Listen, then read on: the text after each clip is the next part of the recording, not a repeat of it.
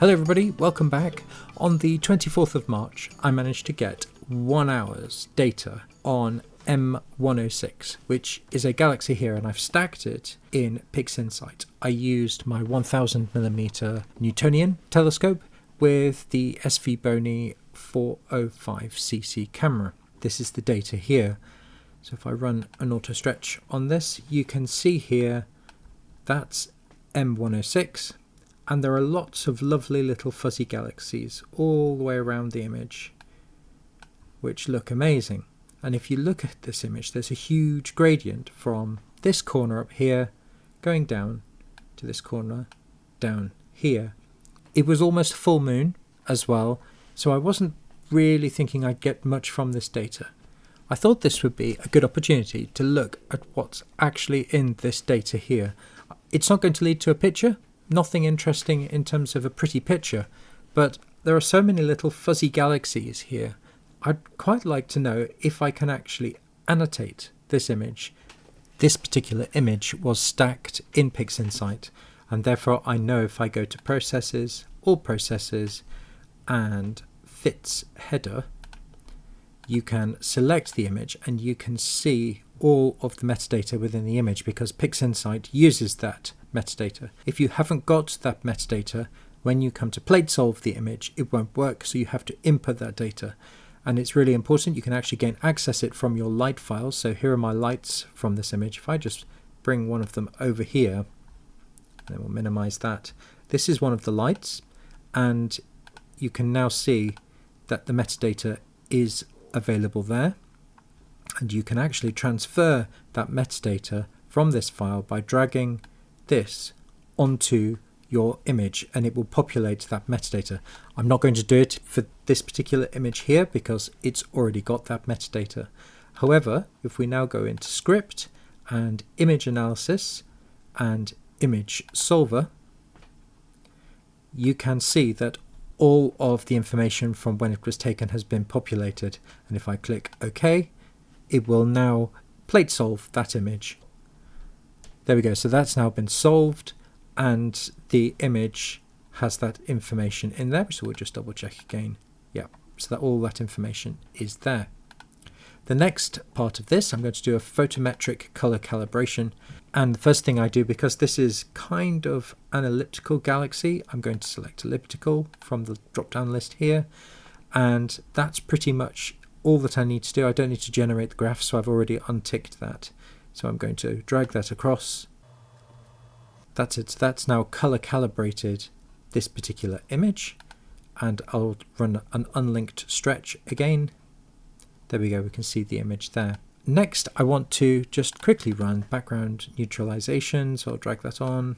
Now I'm going to have a look at this gradient which we've got going across the image. So I'm going to go into Processes, All Processes, and Gradient Correction. This is a relatively new tool in PixInsight, and I'm going to use all of the defaults and just click on Generate Gradient Model because I'm quite interested to see what the gradient model looks like. So I'll drag that across. So let's have a look at our gradient model. That looks pretty much as we thought. So it had a lighter gradient here and darker over there, and the image looks a lot flatter now. Interestingly, if I double click on this and make it full screen and then zoom in a bit, you can visibly see some sort of yellow blobs and stripes. I think this is because it was pretty much a full moon.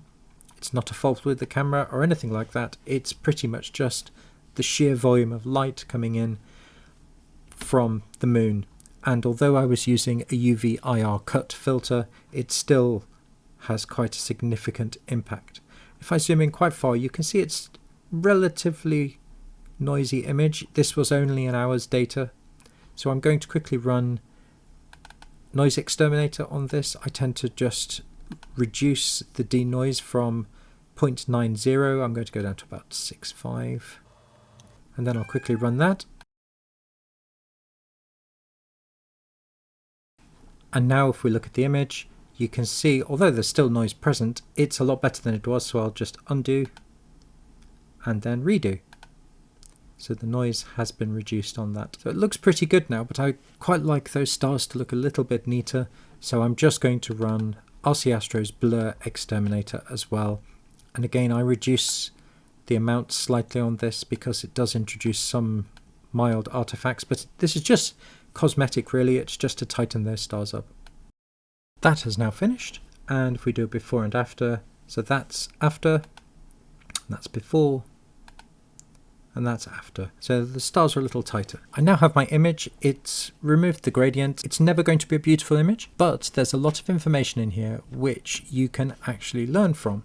If you go to Script and Render, under here you have Annotate Image. This is a very powerful tool, and it relies upon the right ascension and declination of your image already being in the metadata, and you can then add and remove different things that you'd like to see. So for example, you could put the grid on, which shows the equatorial coordinates, and you can populate with the Messier objects that we've got here, or the NGC catalogue of objects. So I'm going to take a few of these, named stars for example. I've also selected all of the galaxy stuff because I could see there were lots of little faint fuzzy galaxies in this, and then this dictates the colours of those items you've selected, and I'm just going to click OK and see what appears on this image. Wow, that's really cool.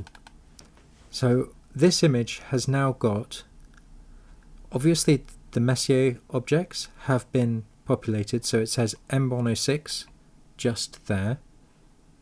These lines show the right ascension and of course the declination, but interestingly it also shows some NGC galaxies, which we've got here, this lovely little galaxy here. It has annotated some of the stars which are there as well, but really interestingly is it's picked out these tiny little fuzzy galaxies which we've got in the image.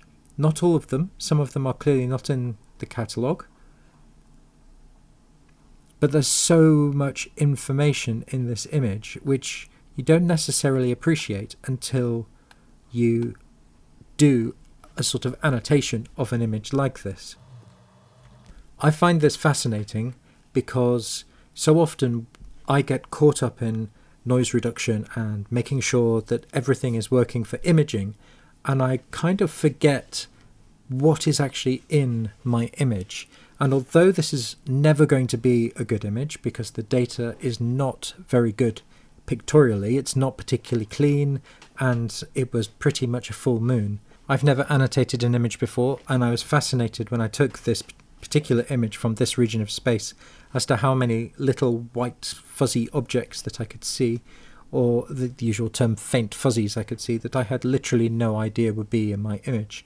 And I've seen a lot of these before in my previous images, and it would be very interesting to go through and run a plate solve and then to annotate those images as well, just to see how many things like galaxies you can capture with just 1 hour of data. Thanks very much for watching everybody, take care, I hope this was interesting, and good luck with your imaging and clear skies.